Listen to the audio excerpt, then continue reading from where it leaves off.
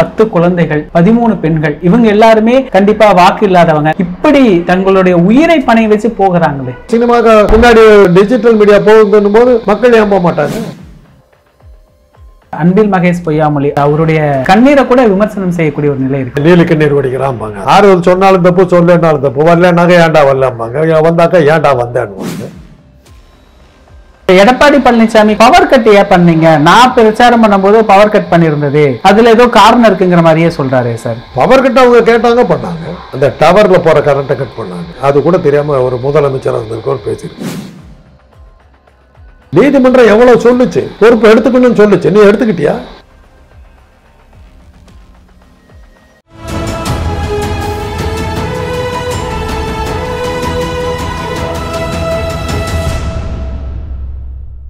தமிழ் நிறம் நேயர்களுக்கு வணக்கம்.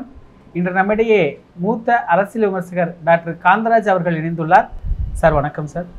சார், கரூரில் 39 பேர் இறந்து அந்த துயர சம்பவம், தாவேக்காவுடைய விஜய் அவர்களுடைய தேர்தல் பிரச்சார பரப்புரையில் எதிர்பாராத கூட்டம் வந்துருச்சு அப்படின்லாம் நிறைய சொல்கிறாங்க. உலக அளவில் தொழில் வளர்ச்சி, தொழில்நுட்பம் அப்படின்னு வேறு கட்டத்தில் உலக நாடுகளெல்லாம் பரிணமிச்சுக்கிட்டு இருக்கு. சினிமாவிலிருந்து வந்த ஒரு நடிகரை ஒரு அரசியல் தலைவராக மக்கள் ஏற்றுக்கிறாங்க, ஏற்றுக்கல, வாக்கு வாங்குறாரு. அதெல்லாம் தாண்டி பெரும்பான்மையாக இறந்தவர்கள் எடுத்தோம் அப்படின்னா 10 குழந்தைகள், 13 பெண்கள், இவங்க எல்லாருமே கண்டிப்பாக வாக்கு இல்லாதவங்க. இந்த குழந்தைகள் எதுவும் அறியாத குழந்தைகள். இந்த மக்கள் மனநிலை எது சார்? இன்னும் ஒரு நடிகரை பார்க்கறதுக்கு இப்படி தங்களுடைய உயிரை பணை வச்சு போகிறாங்களே. டிஜிட்டல் மீடியாவில் எடுத்தாக்க விஜய் பேசுறது வந்து அவ்வளோ பெரிய பப்ளிசிட்டி கொடுத்துருக்கு. வேற எந்த தடவை அந்த அளவுக்கு சினிமாக்கு பின்னாடி டிஜிட்டல் மீடியா போகுதுன்னும் போது மக்கள் ஏன் போக மாட்டாங்க? நம்முடைய கலாச்சாரம், நம்முடைய பண்பாடே அப்படித்தாங்க. இப்போ பார்த்தீங்கன்னா இந்தியாவுடைய நிர்வாக தலைநகரம் வந்து அஃபிஷியல் கேபிட்டல் வந்து Delhi, business capital Bombay, cultural capital வந்து சென்னை. ருட்யார்ட் கிப்ளிங்கோ யாரோ ஒருத்தர், ஒரு பெரிய எழுத்தாளர் சொல்கிறாரு, இந்தியர்களுடைய நாகரிகங்கிறது உங்களுக்கு தெரியும்னா சவுத் இந்தியாவுக்கு தான் நீங்கள் போகணுங்கிறார். நார்த் இந்தியாவில் இருக்கவங்க வந்து இந்திய கலாச்சாரத்தை சம்மந்தப்பட்டவங்க வந்து ஆரியர்கள், அவங்க இல்லை. சவுத்தில் தான் ஒரிஜினலாக அந்த இந்திய கலாச்சாரத்தை இருக்குது. நம்ம கோயில்களில் நீங்கள் பார்த்தீங்கன்னா தஞ்சாவூர் கோயிலில் உள்ள பரதநாட்டிய முத்திரைகள்லாம் போட்டு அந்த 64 பெண்கள் சிலைகள் இருக்குங்க. கலைக்கு கோயில்லேயே முக்கியத்துவம் கொடுக்குறாங்க. குறிப்பிட்ட இன பெண்களை வந்து கோயிலில் நடனமாடவர்களாகவே நியமிச்சாங்க. அந்த அளவுக்கு கலை உணர்வு உள்ளவர்கள். இசையெல்லாம் எடுத்தீங்கன்னாக்க தென்னாட்டில் தான் இருக்குது. பல இசை கருவிகள் தென்னாட்டில் தான் இருக்குது. அடிப்படையான சாஸ்திரிய சங்கீதம் அது இது நீங்கள் சொல்கிறது எல்லாமே தென்னாட்டில் தான் இருக்குது. அதனால் இதெல்லாம் வந்து கலைகளுக்குன்னு இந்த சிற்பக்கலைகள்னு எடுத்திங்கன்னாக்க வடநாட்டு சிற்பக்கலையோடு பல மடங்கு உயர்ந்தது. சொல்லி காட்டுற அளவுக்கு கல்லணை ஒரு பக்கம் இருக்குது, தஞ்சாவூர் ராஜகோபுரம், கங்கை சோழபுரம் ராஜகோபுரங்கள், இதெல்லாம் அதுக்கு ஈக்குவலாக வந்து வடநாட்டு எதை நீங்கள் காட்டுறீங்க? அஜந்தா எல்லாரும் கூட நம்ம ஆளுங்க கட்டத்தான் சொல்கிறாங்க. மகாபலிபுரத்துடைய சிற்பங்களுக்கு பக்கத்தில் எங்கே போக முடியும்? அந்த அளவுக்கு கலைகளை நம்ம இது பண்ணியிருந்தோம். அந்த கலைகளையும் கலைஞர்களையும் நம்ம ஆதரிச்சுக்கிட்டு இருந்தோம். அதனால இந்த பரம்பரையாக நம்ம உடம்புல ஊர்னது. இப்போ ஐரோப்பான்னு நீங்கள் எடுத்தீங்கன்னாக்கா, வளர்ந்த நாடுகள் எடுத்திங்கன்னா இங்கிலாந்து, ஃப்ரான்ஸு, ஜெர்மன் இதெல்லாம் இருக்குது. அங்கே கலைகள் கிடையாது. கலைகளுக்கு நீங்கள் பார்க்கணுன்னு போனீங்கன்னா Rome, Greece, Italy, Greece, Portuguese, இங்கே ஸ்பானிஷ் கண்ட்ரிஸ் எல்லாம், ஸ்பெயின், இங்கே தான் நீங்கள் அதை பார்க்க முடியும். அமெரிக்காவுக்கு போங்க, வட அமெரிக்கா பூரா தொழிலில் பெருசாக இருக்கும். தென் அமெரிக்கா பூரா இசையும் டான்ஸும் அப்படி இப்படி தான் இருக்கான்னு சொல்ல முடியாது. நான் தென் அமெரிக்கா போனபோது அசந்து போயிட்டேன். சில பாடல்கள்லாம் பார்த்தா நம்ம ஊர் பாட்டு மாதிரி இருக்குது. அவங்க டான்ஸ், அவங்களுடைய கலாச்சாரம் எல்லாமே நம்ம ஊர் மாதிரி இருக்குது. சாப்பாடு நம்ம ஊர் மாதிரி இருக்குது. வறுமையும் நம்ம ஊர் மாதிரி இருக்குது. தொழில் வளர்ச்சியே இல்லை. ஆனால் இது வந்து நீங்கள் அடிப்படையாக நம்ம கலாச்சாரமே, நம்முடைய இனமே அந்த மாதிரியான இனம். ஆனால் அதை வந்து நீங்கள் ஸ்டார் கேசிங்கிறது தவிர்க்க முடியாது. இன்றைக்கி தாங்க ஹாலிவுட் போனதுனால ஹாலிவுட் நடிகர்கள் நமக்கு தெரியல. ஹாலிவுட்டில் எவ்வளோ பெரிய கிரேஸ் இருக்குது தெரியுங்களா? நீங்கள் சிங்கன் இந்த ரெயின் ஒரு படம் இருக்குது, அதை போட்டு பாருங்கள். ஃபர்ஸ்ட் சீன் அதுதான். பிரபல ஹாலிவுட் ஒரு படம் ரிலீஸ் ஆகுது, ஹாலிவுட் நட்சத்திரங்கள்லாம் அதுக்கு வர்றாங்க. அதுக்காக லைட்டெல்லாம் ஆர்க் லைட்டெல்லாம் போட்டுட்டு ஒவ்வொரு நடிகர் வரும்போது விசில் அடித்து ஆர்ப்பாட்டம் பண்ணி அந்த ஸ்டார் இதை வந்து அவ்வளோ பெருசாக இது பண்ணுவாங்க. அந்த படமே அதுதான். ஸ்டாருக்கு இருக்கிற மரியாதை, அதை அந்த ஒரு பொண்ணு வந்து அவன் அந்த கர்வத்தையே அடித்து தள்ளுறான். அதுதான் படமே. பெரிய ஹீரோ அவன் காரில் வந்துக்கிட்டு இருக்கான். கார் கொஞ்சம் ரிப்பேர் ஆகுது, நிறுத்திட்டு பார்க்குறான். கூட்டம் அப்படியே வந்துடுது, பயங்கரமான க்ரௌடு ஓடியாந்துருது. இவன் என்ன பண்ணுறதுன்னு தெரியாமல் ஒரு போலீஸ் வந்து உடனே போலீஸ் வந்து இது பண்ணுறாங்க. இவன் தடத்தறிக்க ஓடுறான், துரத்துறாங்க. விஜய்க்கு நடந்தது அதே தான். துரத்துறாங்க. ஓடி போய் ஒரு ட்ராம் ஒன்று வருது, அந்த ட்ராமில் ஏறி மேலே கூரை மேலே ஏறிக்கிறான். ஏறிட்டு போனோன்னா அப்புறம் ஜனம் விட்டுறாங்க. அந்த ட்ராம் அப்படியே போகுது. கொஞ்சம் தூரம் போகும்போது ஒரு ஓப்பன் காரில் ஒரு பொண்ணு போயிட்டுருக்கா. ட்ராமில் இருந்து குதிக்கிறா, அந்த காருக்குள்ளே குதிச்சிடுறாரு. குதிச்சுட்டு அவள் வந்து ஐயோ ஐயோன்னு கத்துறா. எவனோ ஒருத்தன் உள்ள குதிச்சிட்டான். வண்டியை நிறுத்திடுறான், ஓரமாக நிறுத்திட்டு. அப்போ ஒரு போலீஸ் அந்த பக்கம் வர்றாரு. ஆஃபீஸர்னு கத்துனாக்கா அந்த போலீஸ் வர்றாரு, பார்த்தா சூப்பர் ஹீரோ, சூப்பர் ஸ்டார் உள்ள உட்காந்து, your lucky lady, is Lena கூட என்னமோ பேர் அவனுக்கு, is sitting next to you, your lucky அப்படின்ட்டு திரும்பி பார்க்குறேன். நீ யாருங்கிற இடிஞ்சு போயிடுறான். ஐஎம்ல சினிமாவில் நடிக்கிற அவனா நீ? அடுத்த கேள்வி, எஸ் என் படமே நீ பார்த்தது இல்லையான்னு. பார்த்துருக்கேன், ஒரு படம் பார்த்துருக்கேன், only one movie. Yes seen only one movie, seen once seen all the film. ஒரு படத்தை பார்த்தா எல்லா படமும் பார்த்த மாதிரி இருக்கும். அப்படின்னா என்ன, ஒரு படத்தில் என்ன வருது அதே தான் எல்லா படத்தையும் பண்ணுறதா சொல்கிறாங்க அப்படின்றான். மனசு உடஞ்சி அவன் ஒரு ஃபங்க்ஷனுக்கு போகிறான், போய் அவன் ஃப்ரெண்டுக்கிட்ட சொல்கிறான், டேய் இன்றைக்கி ஒரு பொண்ணுக்கு என்ன யாருன்னே தெரியலடா, மியூசியம் பீஸ் ஆக்கிட்டாடா அவன். அது மாதிரி அந்த ரச்சனையெல்லாம் ரஜினிகாந்த் எப்படிங்க அடங்கினார்? ஸ்டெர்லைட் ஆலை இதில் வந்து துப்பாக்கியில் சுட்டபோது இவர் போனார், க்ரௌட்லேருந்து ஒரு இளைஞர் வந்தார், நீங்கள் யாருங்கன்னார். நான் ரஜினிகாந்த். சரி இப்போ என்னத்துக்கு வந்திருக்கீங்கன்னார். துப்பாக்கி சூடு பற்றி விசாரிக்கிறதுக்கு வந்து. அதனால தான் ரொம்ப நாள் ஆச்சுங்க, இப்போ எதுக்கு வந்தீங்கன்னார். ரஜினிக்கு புரிஞ்சு போச்சு நம்முடைய ஸ்டார் வேல்யூ அங்கே நிற்கல. அதுவும் ஒரு பக்கத்தில் நடக்குது.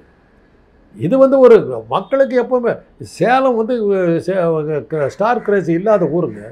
நயன்தாரா வந்தபோது 3 லட்சம் பேர் வந்துட்டான். விஜய்க்கு கூட்டது மாதிரி 3 பங்கு கூட்டம். சாக்கடியை யாரும். அன்றைக்கி நான் சேலத்தில் தான் இருந்தேன், உங்கள்கிட்ட சொல்லியிருக்கேன். எங்கள் வீட்டிலேருந்து 6 கிலோமீட்டருக்கு அந்த பக்கம் இருக்கிற நகை கடைக்கு வந்த கூட்டம் எங்கள் வீட்டுக்கிட்ட, எங்கள் அண்ணன் மகன் வீட்டுக்கிட்ட என்னால் காரை விட்டு வெளியே போக முடியல. அங்கே டிராஃபிக் ஜாம் அப்படி இருந்தது. சேலமே ஸ்தம்பிச்சிருச்சு, ஒருத்தன் சாகலை.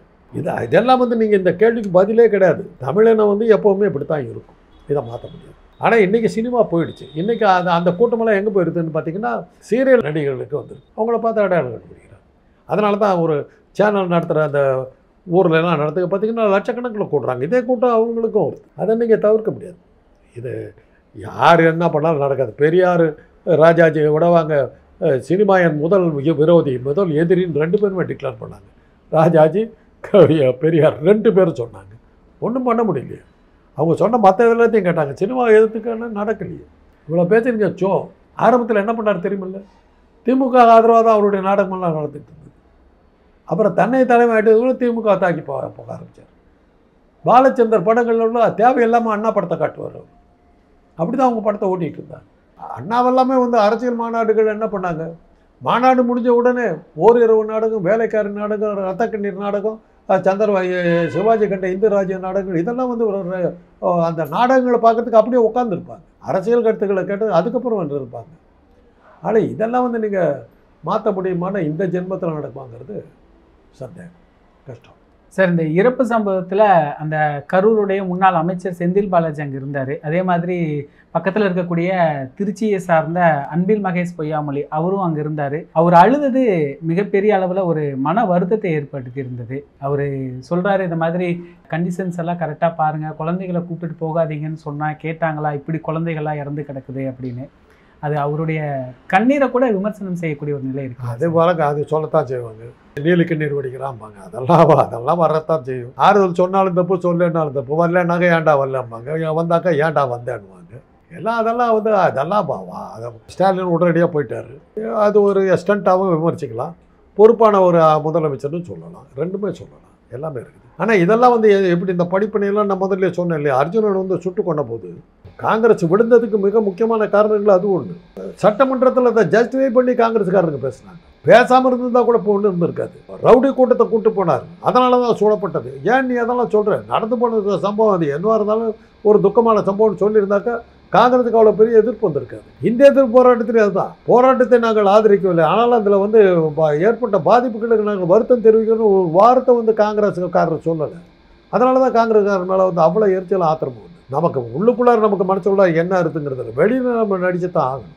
இது அரசியல். இப்போ உதயநிதி அவர்கள் இன்னைக்கு காலையில் போயிருக்கிறாரு சார். போய் அவர் பெரிய அளவில் அதை அரசியல்படுத்த விரும்பலை, ஆனால் அவர் காலதாமதமாக வந்தார், சரியான நேரத்துக்கு வந்திருந்தால் அதை தவிர்த்திருக்கலாம் அப்படின்னு ஒரு கருத்து சொல்லியிருக்கிறாரு. இதே கேள்வியை நீங்கள் விஜய் கிட்ட கேட்கலாம்ல, வாரம் வரதை விஜய் கிட்ட கேட்கலாம் அப்படின்னு சொல்லியிருக்காரு. அவருடைய பேச்சு எப்படி பார்க்குறீங்க? கரெக்டாக தான் பதில் சொல்லியிருக்காரு. என்ன பார்த்து கேட்குறா, அவர் துபாயில் இருந்தார், துபாயிலேருந்து மறுநாள் காலையில் விட்டார், சென்னையில் ஏன் ஓடினார்னு அந்த கேள்வி அதை அவர் மேலே அதை வைக்கலாம், இவர் மேலே அதை வைக்கலாம். கேட்குறவனுக்கு என்னங்க வந்தது? அதை தான் நம்ம இதெல்லாம் அரசியலுக்கு வந்தால் இந்த விமர்சனங்கள்லாம் சமாளித்து தான் ஆகணும். இப்போ நானாக வந்து பேசிக்கிட்டு இருக்கேன், இது கீழே வருவதுக்கு வந்துட்டான்டா, உருட்டுறதுக்கு வந்துட்டான்டான்னு என்னை பற்றி வீட்டில் இருக்கிற அத்தனை பொம்பளைங்களை பற்றி எழுதிடுறானுங்க. அது ஒரு செட்டு இருக்கானுங்க ரெகுலராக. அதுக்கெல்லாம் பதில் சொல்லிகிட்டு இருக்க முடியுமா? அவன் பொழப்பே அப்படி. அவன் வீட்டில் நடக்கிறதெல்லாம் என் வீட்டில் நடக்கிறதா சொல்லி பேசுகிறான். நான் என்ன பண்ண முடியும்? எவ்வளோ 1-2 வருது எனக்கு இவ்வளோதான் இல்லை, வந்துட்டான்டான்னு அவன் பேரில் வராது. பார்த்தீங்கன்னா முஸ்லீம் பேர்களில் வரும். அதாவது சிறுபான்மையர்லாம் என்ன எதுக்குறாங்களாம். இப்போ கொடுக்குறவன் யாருன்னு தெரியும். இதுக்குன்னு ஒரு ரூம் வச்சுருக்காங்க. வார ரூமுங்கிறது அதுதான்.